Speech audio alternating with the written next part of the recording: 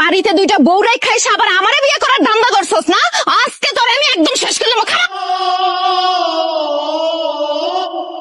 আমায় দুনিয়া থেকে চুরি করে।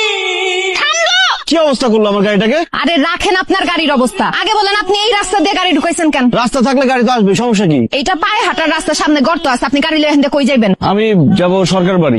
আরে আপনি তো বাড়ি ভালো আইছেন, এই পিছনে যায় ইটের একটা সলিং রাস্তা দেখবেন, সুজা গেলেই জমশেদ চাচার বাড়ি। রাস্তাঘাটও চিনে না। আরে কি ক্ষেতের ক্ষেত, আনস্মার্ট, ম্যানারলেস। গাড়িটাকে কি অবস্থা করলো, সরি পর্যন্ত বললো না।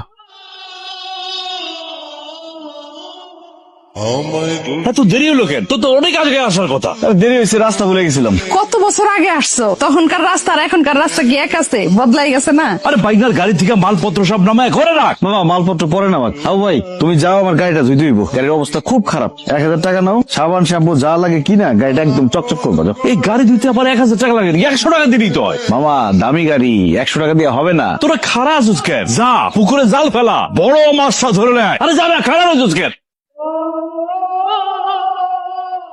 এক্সকিউজ মি, আপনার সাথে একটু হিসাব বাকি আছে। আপনাকে তো চিনতেছি না।